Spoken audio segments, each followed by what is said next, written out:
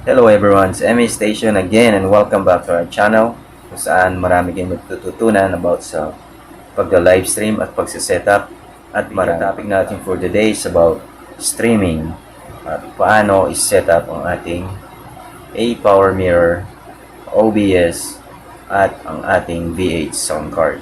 So, meron tayong full setup tutorial today na i-share ko sa inyo kung anong ginagamit ko sa aking pagla-livestream sa Facebook page or sa YouTube Live.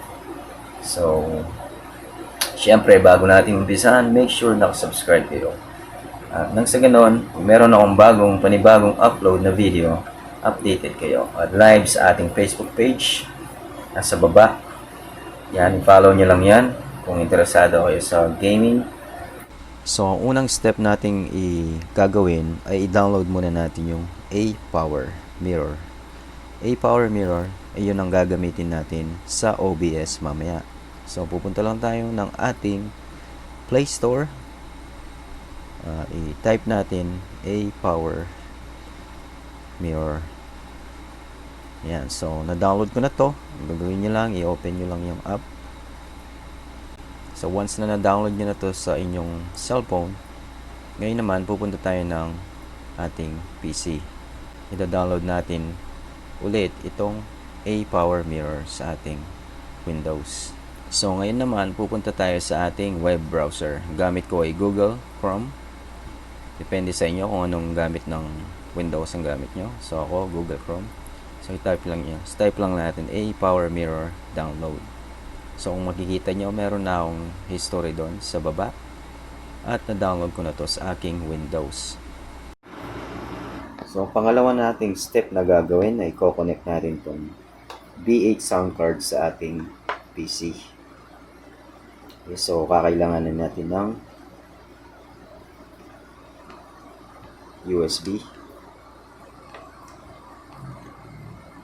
Ito yung isasaksak natin sa Live 1 dito.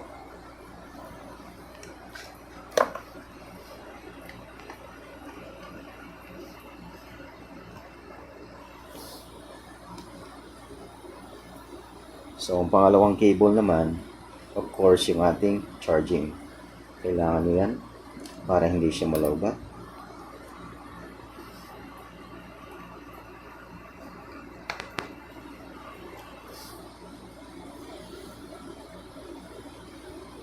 So, ngayon naman, i-connect natin siya sa ating PC. Kukunin lang tong charging cable. Kabit lang to sa ating USB port.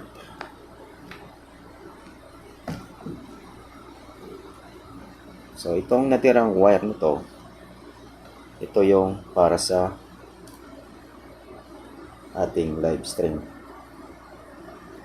Ko-connect natin ito mamaya sa ating cellphone.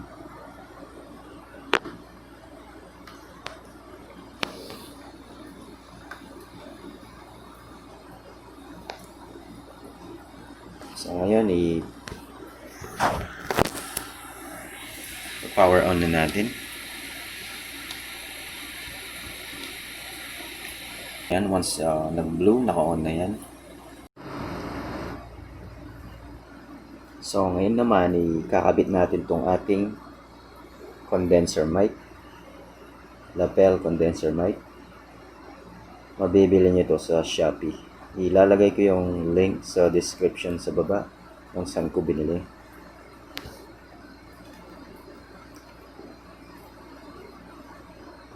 So, dito natin siya ilalagay sa condenser mic.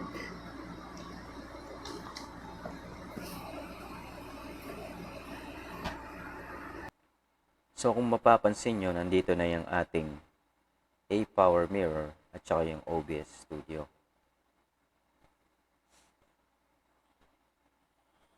So, dalawang A-Power Mirror ang kailangan. Isa sa cellphone at isa sa Windows.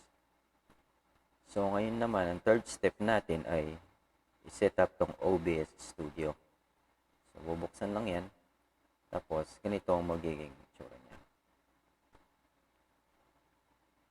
Create lang tayo ng scene. Dito sa plus sign sa baba. Add lang scene. Lagay natin live testing. So, nandun na yung live testing sa baba. Ngayon naman, mag-add tayo ng Windows Capture.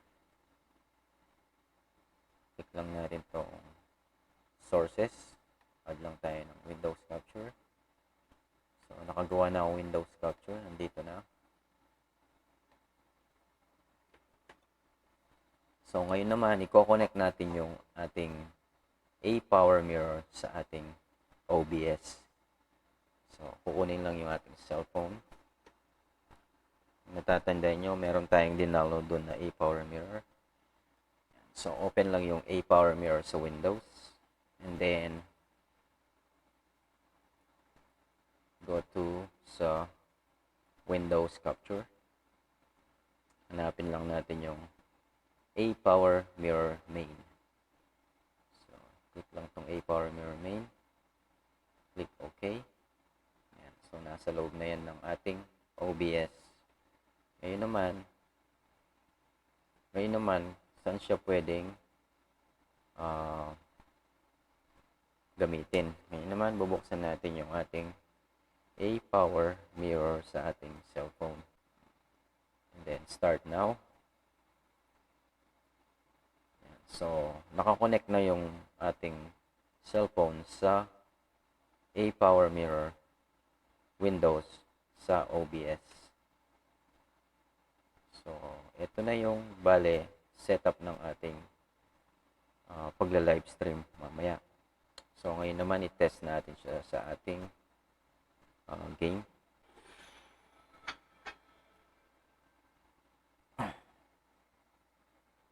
So, ngayon naman, ang fourth step natin na gagawin ay kung paano siya i-livestream sa Facebook. So, follow nyo lang tong tutorial natin. Ituturo ko kung paano. So, pupunta lang tayo ng ating close muna natin to. Open nyo lang yung Google Chrome nyo. And of course, syempre, type natin yung Facebook. Tayo sa page. Kung meron kayong page. Kung wala pa kayo, pwede naman kayong mag-create ng isa. Ito yung page ko, MA17. And then, punta tayo dito sa Creator Studio. Click nyo lang yun. Sa baba, click yung Creative Tools. And then, click natin yung Setup Livestream. Screen na to, dito natin kukunin yung ating server URL at saka yung stream key. Kung makikita nyo dito, meron tayong server URL.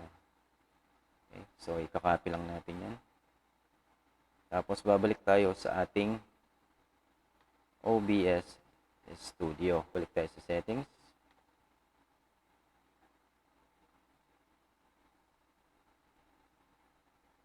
Tapos, punta tayo ng stream. Dito, merong platform na pwedeng pagpilian. May Twitch, YouTube, Facebook, at saka marami pa. So, since nakinuha natin yung URL at saka yung stream key, gagamitin natin ay custom. So, copy-paste lang yung server URL dito. And balik ulit sa ating Facebook page.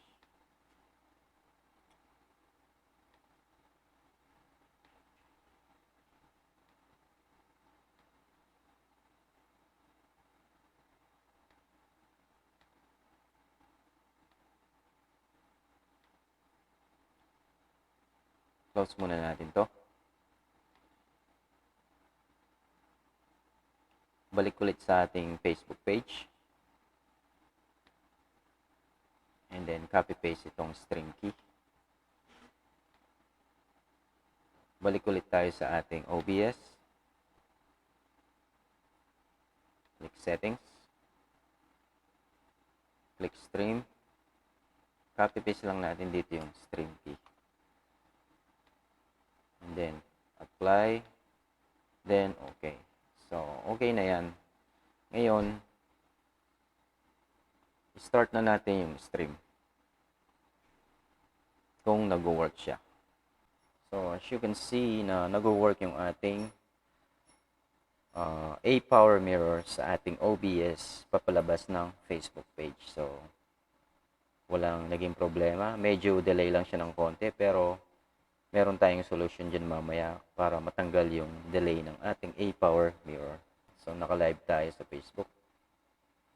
Kung gusto nyo i-go live, dito lang sa buhay, click nyo lang yan. Kung gusto nyo mag-live sa Facebook. So, ganun lang kadaling i-connect yung A-Power Mirror V8 Soundcard sa inyong OBS Studio.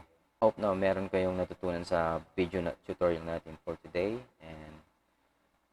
And again, MA Station, at huwag kalimutang i-like ang video. And of course, subscribe na kayo.